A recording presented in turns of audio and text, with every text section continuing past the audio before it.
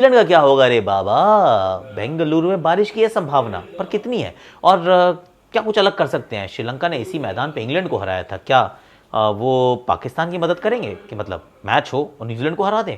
Is that even possible? हो सकता है।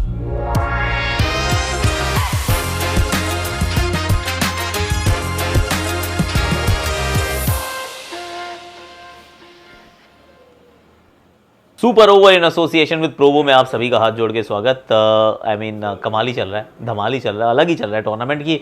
अब आखिरी जब हम समय पे पहुंचे हैं तो बहुत सारे मतलब एक तरफ से बहुत मुकाबले हुए, पर क्वालिफिकेशन के सिनेरियोज इतने इंटरेस्टिंग हो गए कि 3 टीम क्वालिफाई कर चुकी हैं, चौथी नहीं किया और उसके ऊपर इतनी चर्चा है। अब चर्चा का सबसे पहला जो सवाल है वो यही है कि पाकिस्तान वर्सेस ना ना ना ना पाकिस्तान वर्सेस नहीं है। लग रहा है पाकिस्तान वर्सेस न्यूजीलैंड है, पर ये न्यूजीलैंड वर्सेस श्रीलंका है।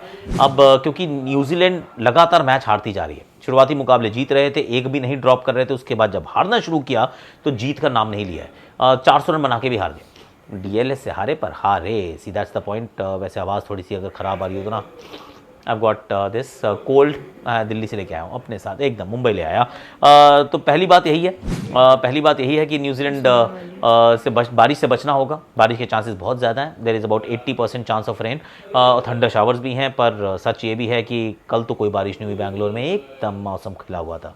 अब वहाँ कभी बारिश होती है कभी नहीं होती है तो क्या होगा? दोपहर का ये मुकाबला है, रात तक इवनिंग में वैसे थोड़े से थ्रेट ज़्यादा होती है बारिश की। ये हिस्टोरिकली बैंगलोर की कहानी है।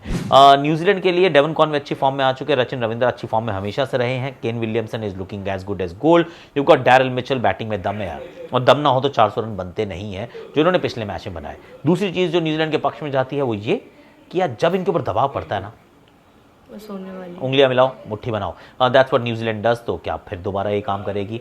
लॉकी फर्ग्यूसन अवेलेबल है, ऐसा केन ने कहा है।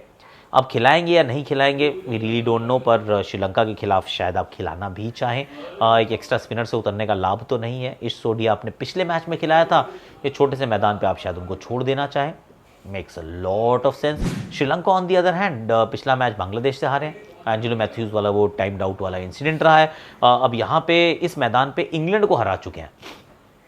इंग्लैंड को एक्चुअली बहुत छोटे से टोटल पे आउट कर दिया था, उसके बड़ी आसानी से चेज भी कर दिए थे। तो फिर उस दृष्टिकोण से देखे तो बड़ी आसानी से काम चला है भाई, वेरी वेल डन।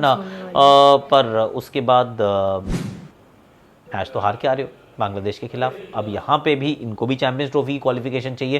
तो चैंपियंस ट्रॉफी के दृष्टिकोण से सब इस मुकाबले को देख रहे हैं, मतलब सब नहीं देख रहे हैं, ये श्रीलंका देख रही है, पाकिस्तान इस मुकाबले को देख रहा है क्वालिफिकेशन के दृष्टिकोण से, न्यूजीलैंड इस मुकाबले को देख रहा है क्वालिफिकेशन के दृष्टिकोण से, इवन अफगानिस्तान भी सोच रहा है भाई आउट तो हम भी नहीं है, हमने भी ऑलमोस्ट ऑस्ट्रेलिया हरा दी थी, तो साउथ अफ्रीका तो हम हरा ही सकते हैं। I mean they are in with a real shout as well.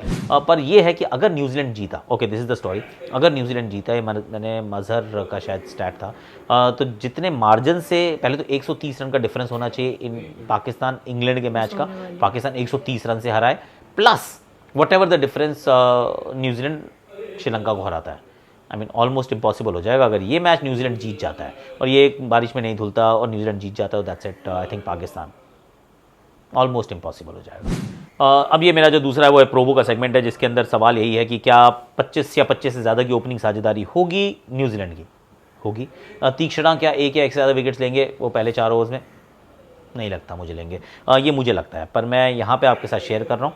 जैसे कल भी जो कहा था ठीक ही था यार, बेन स्टोक्स 25 से ऊपर रन बनाएंगे, इंग्लैंड जीत जाएगी एंड ऑल ऑफ दैट, ठीक ही निकला था। कल भी जो कहा था सही चल रहा है, इसका मतलब उतना ख़राब नहीं है। पर यह है कि सोच समझ के काम करना, invest wisely, play sensibly always, और यहाँ पे मत दो अपना ओपिनियन, बेकार मत करो कमेंट सेक्शन में।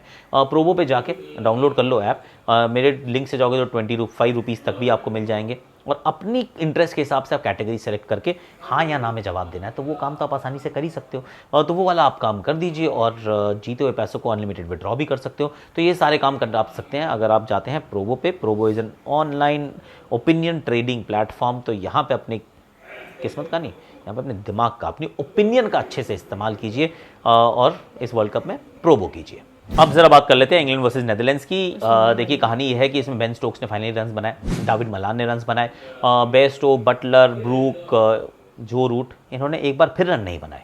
आई मीन अलग ही चल रहा है ये टूर्नामेंट वैसे बाय द वे। जिस तरीके से जो रूट आउट हो उसने समअप कर दिया कि किस तरीके से खेलने का प्रयास किया है। मलान अच्छा खेल रहे थे, उसको इस बात का मलाल रहेगा कि रनआउट हो गए। बेन स्टोक्स ने आके अपनी टीम को बचाया। हालांकि चर्चा ये हो रही थी कि अब बेन स्टोक्स को अब रिलीज़ ही कर दें, कहते छोड़ दो, रहने दो वर्ल्ड कप, चैंपियंस ट्रॉफी तक तो वैसे भी, अब आप तो वैसे भी रिटायरमेंट से वापस ही आए हो, तो आप टेस्ट पे फोकस करना, क्योंकि इंडिया के अगेंस्ट 5 टेस्ट है, तो जस्ट कीप हिम फ्रेश। वैसे वो तो जनवरी में है, वो भी 25 से शुरू हो रहे हैं, अभी से इतना फ्रेश क्यों रखना है। पर anyhow he scored a century, शतक बनाते हैं, टीम को 300 के अच्छे खासे पार पहुंचाते हैं। क्रिस वोक्स आखिरी में थोड़े रन्स बना के योगदान देते हैं। हालांकि जितने बड़े नाम के साथ आई थी ये टीम, बड़े छोटे दर्शन दे के गई है, टू बी वेरी ऑनेस्ट।